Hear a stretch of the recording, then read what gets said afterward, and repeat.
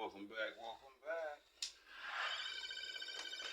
The so-called black elite just lost their grip on our community, and the Democrats are scrambling because they can't deliver the plantation vote anymore. All copyrights go to AfroWire AI. Boulé's influence is gone, and we did that.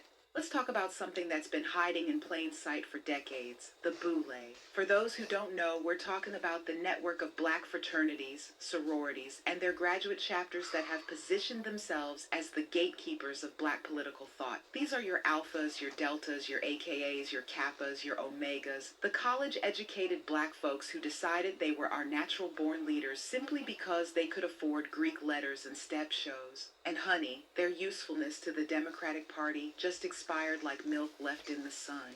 You see, the Boulé has always operated as the middleman between white political power and black communities. They were the translators, the validators, the ones who would take whatever scraps the Democratic Party offered and repackage them as victories for black America. They were the buffer class, educated enough to speak to white politicians, black enough to maintain credibility in our communities, and ambitious enough to sell out both sides when necessary. But here's what they never counted on: black America getting tired of middlemen. The psychological dynamic here is fascinating and deeply rooted in post-slavery trauma. The Boulé represents the house slave mentality dressed up in corporate suits and sorority letters. They genuinely believe that their proximity to white power makes them more valuable, more important, more qualified to speak for the rest of us. Music up, doors off. Built entire careers on being the acceptable black faces that white politicians could point to when questioned about their commitment to our community. And for decades, it worked. These organizations became the Democratic Party's black pipeline. Need a black endorsement? Call the local NAACP president, who's probably an alpha. Need someone to calm down an angry black community? Send in the AKA mayor or the Delta City councilwoman. Need to show diversity at your campaign event? The Divine Nine will fill your stage with black faces who know how to code switch perfectly for white comfort. But the 2024 election changed everything.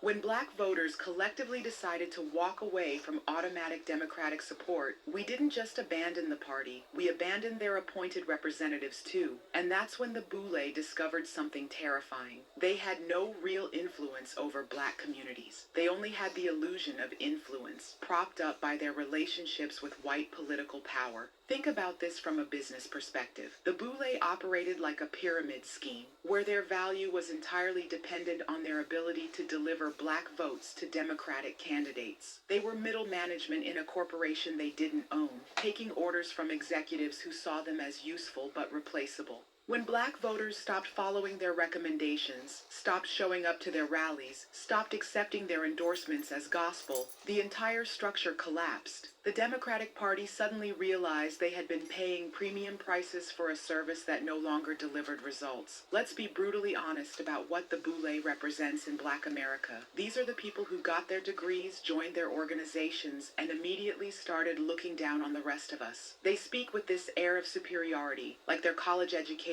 and Greek letters somehow made them more authentically black than those of us who didn't have access to higher education or chose different paths. They love to talk about being educated and informed voters as if the rest of black America was too stupid to understand politics without their guidance. They position themselves as the sophisticated ones who understand how the system works, while treating regular black folks like children who need their wisdom to navigate complex political decisions. But here's what they never understood. Real black people have always been politically sophisticated. We didn't need their translation services. We didn't need their validation. We were perfectly capable of analyzing politicians and policies without their academic interpretations. The Boulé's entire existence depended on maintaining this fiction that they were necessary intermediaries between black communities and political power. They had to convince both sides that direct communication wasn't possible, that white politicians needed them to reach black voters, and black voters needed them to understand white politicians. That fiction just got exposed. When black America walked away from the Democratic Party, we bypassed their entire network. We didn't need their permission, their endorsements, or their explanations. generations, we made our own collective decision based on our own analysis of the situation. And in doing so, we revealed that the boule was never leading us. They were just following us while pretending to be out front. The psychological impact on these organizations has been devastating. Their entire identity was built on being the bridge between black and white political worlds. Without that role, what are they? Just social clubs for middle-class black folks who like to step and throw parties. From a strategic standpoint, this moment represents a complete power realignment in black politics. For generations, the Democratic Party could influence black voting patterns by working through established black institutions. The churches, the Greek organizations, the civil rights groups, they had a clear playbook: wine and dine the leaders, give them access and recognition, and trust them to deliver their communities. That playbook just became worthless. The beautiful thing about this shift is that it's forcing everyone to confront some uncomfortable truths. The Boule always claimed to represent black interests, but their primary loyalty was to their own social and professional advancement. They were more concerned with maintaining their seats at white tables than with ensuring those tables served black communities. Look at black politicians who came through the Boule system. They learned early that success meant being palatable to white voters and white donors. They mastered the art of speaking black in the hood and speaking white in the boardroom. They became experts at symbolic politics, lots of photo ops and emotional speeches, minimal substantive policy change. These are the people who would show up in our communities during election season, talking about our shared struggles and the importance of representation, then disappear for 4 years while voting for policies that hurt black families. They used their Greek letters and their degrees as shields against criticism, as if their educational pedigree made them immune to accountability.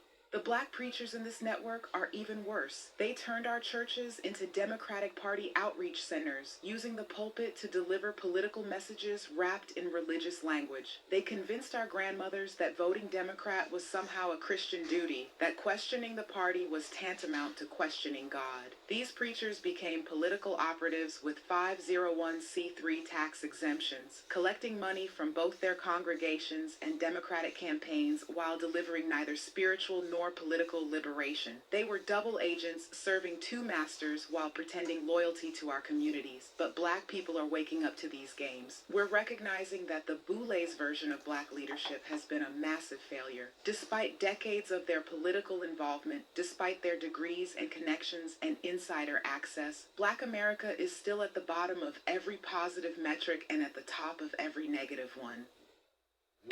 When you're watching the other football, but don't. Their strategy of working within the system, of being respectable, of playing by white rules has produced exactly what it was designed to produce: a small class of comfortable black elites and a large population of black people still struggling for basic dignity and economic opportunity. The 2024 walkaway exposed this failure in real time. When black voters stopped responding to their calls, stopped attending their rallies, stopped accepting their political guidance, it became clear that the Boule's influence was always more theoretical than real. Democratic operatives are panicking because they invested decades building relationships with these organizations, assuming they could control black voting patterns through institutional channels. They're discovering that black political consciousness doesn't flow through fraternity networks or sorority chapters. It flows through families, neighborhoods, social media, and lived experience.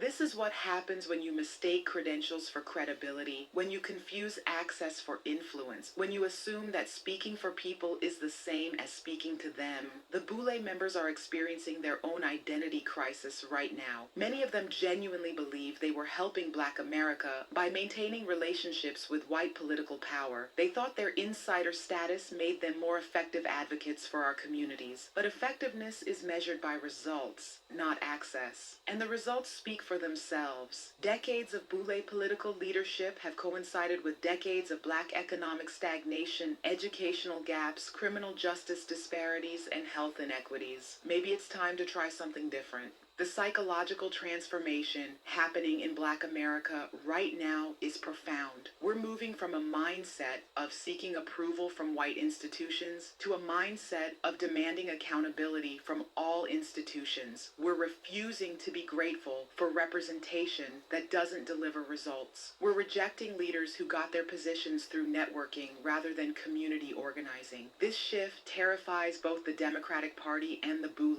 because it makes Black political behavior unpredictable. They can't just call up the local AKA chapter president and expect her to deliver votes anymore. They can't assume that a Morehouse graduate with political ambitions will automatically support their agenda.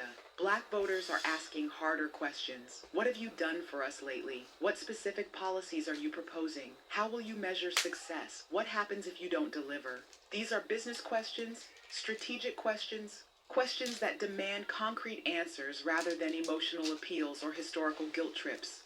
The Boule's traditional response to Black political dissatisfaction was always the same. We need to work within the system. We need to be patient. We need to build coalitions. We need to be strategic. Translation, trust us to handle this. Keep voting Democrat. Don't rock the boat. But Black America just rocked the entire ship. By walking away from automatic Democratic support, we've forced a complete recalculation of Black political value. We've demonstrated that our votes can't be taken for granted, that our support must be earned, that our loyalty isn't inherited by anyone, including Black elites who look like us but don't necessarily think like us. The Democratic Party is scrambling to find new ways to reach Black communities now that their traditional intermediaries have been exposed as ineffective. They're discovering that they actually have to talk to regular Black people directly, that they have to address our concerns specifically, that they have to deliver results consistently. And the Boule, they're trying to figure out how to remain relevant in a political landscape where their primary value proposition, access to white power, no longer guarantees Black support. Some of them are adapting, recognizing that they need to rebuild credibility within Black communities before they can claim to represent us to anyone else. They're learning that leadership must be earned through service,